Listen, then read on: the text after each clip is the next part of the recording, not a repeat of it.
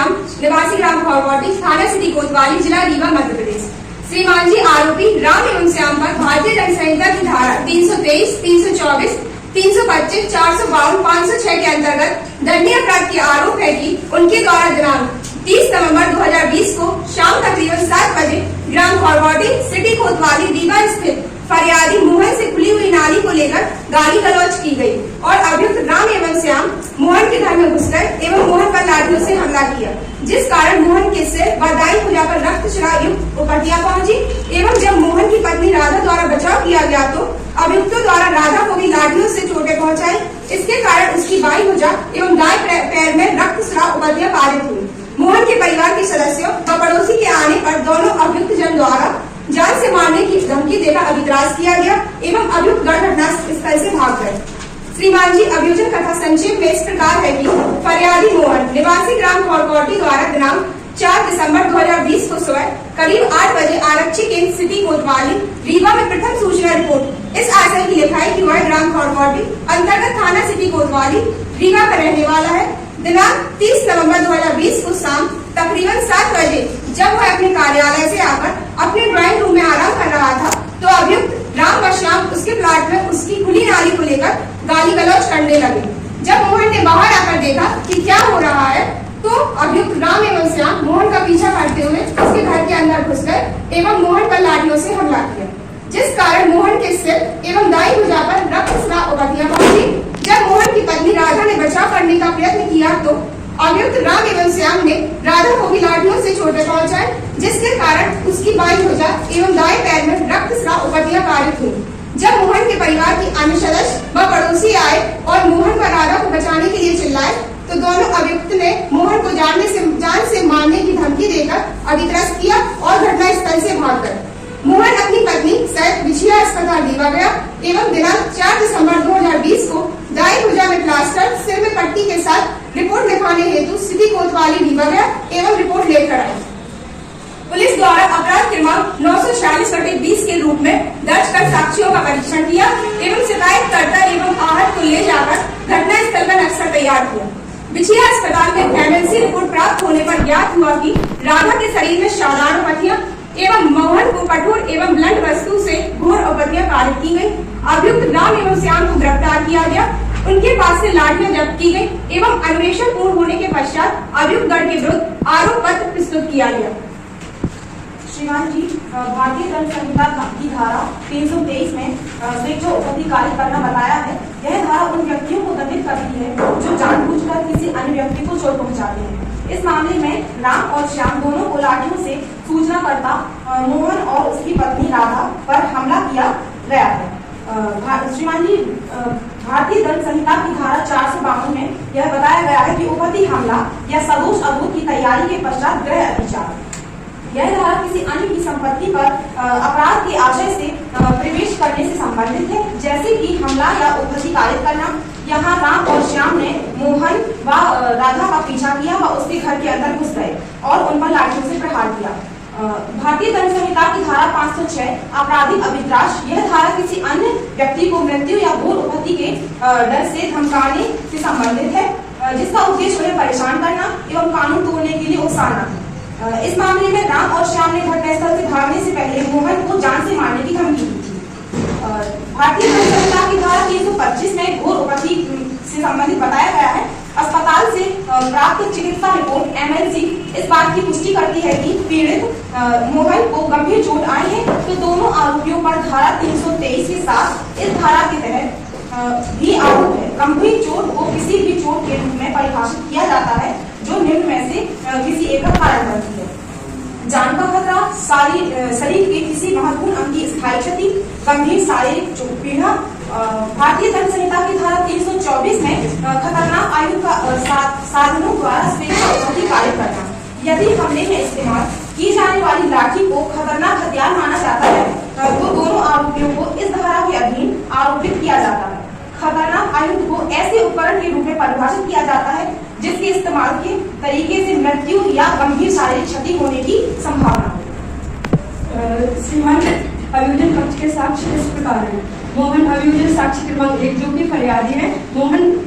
मोहन ने अपने मुख्य परीक्षण में कहा कि घटना की तारीख और समय पर अभियुक्त राम और श्याम उसके मकान के अंदर घुस गए और उसकी दाईं भुजा और सर पर दाएं तरफ लाठियों से हमला किया। जब उसकी पत्नी राधा, जो कि अभियोजन साक्षी क्रमांक 2 ने उसे बचाने का प्रयास किया, तो दोनों अभियुक्तों ने राधा पर भी लाठियों से वार किया।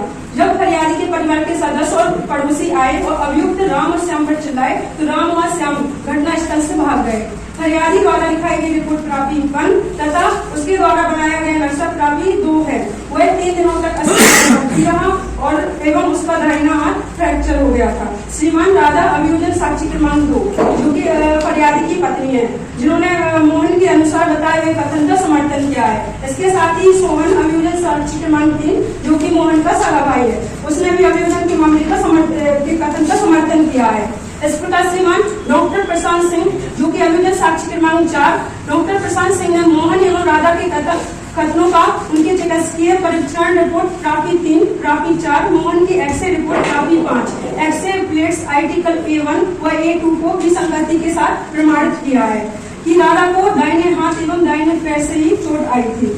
श्रीमान विवेचना अधिकारी कपिल देव, जो कि अभियोजन साक्षी क्रमांक 5, कपिल देव ने विवेचना के दौरान उसके द्वारा की गई समस्त कार्रवाइयों का समर्थन किया है। श्रीमान जी एक्यूज अभियुक्त की ओर से अपना पक्ष रखने के अनुमति चाहते हैं। दिनांक 4/12/2020 को रीवा की सिटी कोतवाली में मेरे पक्षकार के विरुद्ध FIR दर्ज कराई गई कि राम और श्याम अपने पड़ोसी मोहन के घर में जबरन घुसकर मारपीट कर उन्हें चोटिल कर जान से मारने की धमकी दी, जो कि कथन पूरी तरीके से स्क्रिप्टेड है और झूठा है, क्योंकि नाली के पानी को लेकर उपजे विवाद के चलते मेरे पक्षकार को रंजिश में फंसाया जा रहा है, जबकि श्रीमान मेरे पक्षकार राम और श्याम, जो कि पिता पुत्र हैं, अपने पड़ोसी मोहन को, जो म्युनिसिपल अधिकारी हैं, जिनसे लगातार निवेदन करते रहे कि नाली का पानी को बंद कर दिया जाए या कहीं मोड़ दिया जाए, परंतु निवेदन करने के बाद भी उन्होंने नहीं सुना।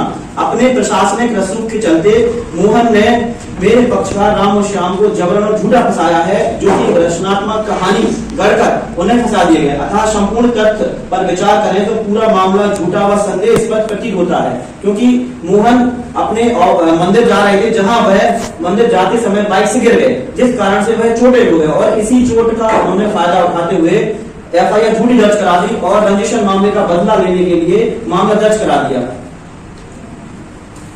माननीय श्रीमान अभियुक्त गण द्वारा धारा 313 दंड प्रक्रिया संहिता के सेक्शन के अंतर्गत उनके विरुद्ध दोषियों को प्रमाणित करने वाली परिस्थितियों से पूर्णतः इंकार किया गया है तथा अपने पक्ष समर्थन में पड़ोसी संतोष की कथन कराया है, जिसके द्वारा अभिकथन किया गया है कि राम के प्लाट के बगल में ही मोहन का घर है और मोहन के घर से नाली का पानी राम के प्लाट में ठहरता है, जिसे वहां दलदल हुआ जा रहा है। राम और श्याम पिता पुत्र हैं, जिनके द्वारा कई बार मोहन से निवेदन किया गया है कि वो पानी के निकलने की समुचित व्यवस्था कर लें, किंतु मोहन, जो स्वयं एक नगरपालिका अधिकारी है, ने राम और श्याम के विरुद्ध झूठी रिपोर्ट दर्ज करा दी है। मोहन ने अभी नई मोटरसाइकिल ली है एवं वो उसे चलाना अच्छे से नहीं जानता है और मोटरसाइकिल से गिर गया है तथा उसे चोटें आई।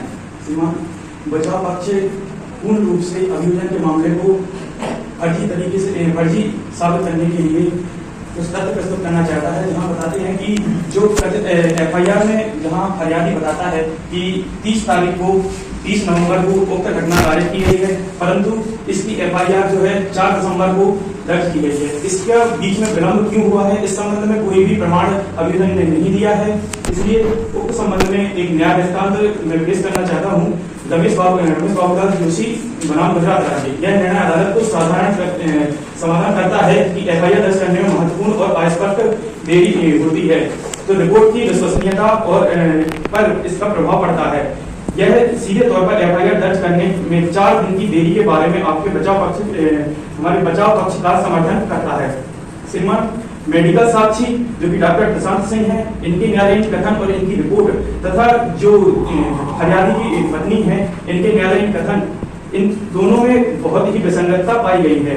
जहां की FIR में लिखाया गया है कि मारपीट से पत्नी राधा को बाएं हाथ और दाएं पैर में चोट आई है, परंतु जो प्रशांत सिंह डॉक्टर है, उन्होंने बताया है कि महिला को बाएं हाथ और बाएं पैर में चोट आई है। इससे स्पष्ट होता है कि न्यायालयीन कथनों में झूठ बोला गया है। श्रीमान अभियोजन ने कोई भी स्वतंत्र साक्षी पेश नहीं किया है। एकमात्र साक्षी जो कि उसके फरियादी का सगा भाई है उसी को पेश किया है। श्रीमान एफआईआर में लिखाया गया है कि जब मारपीट हो रही थी उस समय पे मोहल्ले के एवं घर वाले उसको बचाने आए एवं आरोपियों के ऊपर चिल्लाया जिससे आरोपी भाग गए। श्रीमान जब ऐसी परिस्थिति में मोहल्ले वाले आए और उन्हें चिल्लाकर भगाया तो मोहल्ले वालों का कथन क्यों नहीं कराया गया? अभियोजन ने इस संबंध में कोई भी प्रमाण नहीं दिया है।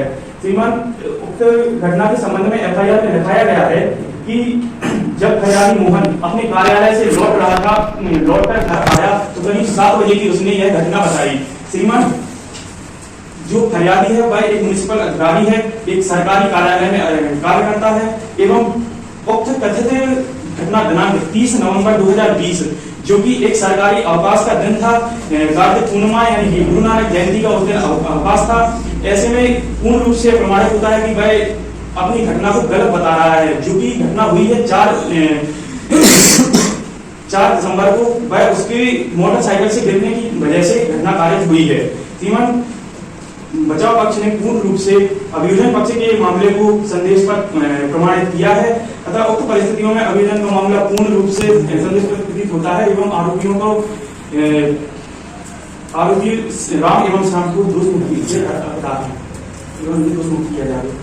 श्रीमान जी, जैसे कि बचाव पक्ष द्वारा कहा गया है कि एफआईआर दर्ज कराने में 4 दिन का विलंब किया गया, तो श्रीमान जी जो अभियोजन साक्ष्य क्रमांक 4 है डॉक्टर प्रशांत सिंह, उनके द्वारा कथन किया गया एक्सरे रिपोर्ट में साफ स्पष्ट है कि प्राप्ति 5 एवं एक्सरे प्लेट्स आर्टिकल A1 एवं A2 को इस विसंगति के साथ प्रमाणित किया है कि राधा को दाहिने हाथ एवं दाहिने पैर में ही चोट आई थी। इस संबंध में श्रीमान जी एक केस भी है शंकर बनाम राजस्थान राज्य 2013। सुप्रीम कोर्ट ने माना कि प्राथमिकी दर्ज करने में देरी के वास्तविक कारण हो सकते हैं जिसमें सदमा, आघात या तत्काल चिकित्सा पर ध्यान देने की आवश्यकता शामिल है। श्रीमान जी दूसरा केस इस प्रकार है कि पूर्ण विद्यमान वैमनस्य मकसद का समर्थन करता है। कश्मीर सिंह बनाम पंजाब राज्य 1977 न्यायालय द्वारा पूर्ण संघर्षों को आपराधिक व्यवहार के लिए वैध मकसद के रूप में स्वीकार किया गया है। यह पक्ष निकासी विवाद को अभियुक्त द्वारा हमले के लिए प्रशंसनीय मकसद के रूप में पुनर्निर्मित किया जा सकता है। श्रीमान उक्त मामले के संबंध में एक न्याय दृष्टांत पेश करना चाहूंगा जहां की राम नारायण बनाम यूपी राज्य के मामले में बताया कि यह मामला इस बात पर प्रकाश डालता है कि कोई शत्रुता एवं 2 झूठे आरोपों की महत्वपूर्णता प्रमाणित करता है। श्रीमान फरियादी का और आरोपियों का कोई दोष रहा है, जैसे कि नाली का पानी आना जिसकी वजह से आरोपियों के प्लाट में दलदल हो रहा था एवं उसके संबंध में आरोपियों ने निवेदन किया था फरियादी से, तो एवं फरियादी ने उस निवेदन को नहीं माना बल्कि एक झूठी रिपोर्ट लिखवा दी। ये उसके संबंध में श्रीमान जी पुलिस जांच के अनुसार जांच अधिकारी की गवाही अभियोजन साक्षी क्रमांक 5 में अधिकारी का विवरण पीड़ितों द्वारा वर्णित घटनाओं के क्रम का समर्थन करता है, जिसमें आरोपी ने लाठियों को जब्त करना भी शामिल है, जो कि कथित रूप से इस्तेमाल किए गए हथियारों के भौतिक साक्ष्य प्रदान करता है। पीड़ितों की गवाहियों, वस्तुनिष्ठ चिकित्सा रिपोर्टों और जांच अधिकारी के खाते से संयोजन से एक स्पष्ट तस्वीर बनती है। श्रीमान जी पीड़ित की गवाही में निरंतरता, इससे संबंधित केस है महाराष्ट्र राज्य बनाम चंद्र प्रकाश केवल चंद्र जैन 1990। सुप्रीम कोर्ट ने इस बात पर जोर दिया है कि पीड़ित की गवाही में निरंतरता उनकी कहानी की सच्चाई का महत्वपूर्ण संकेतक है। किसी मामूली बदलाव के कारण स्वचालित रूप से पूरे कथन को संदिग्ध घोषित नहीं करना चाहिए।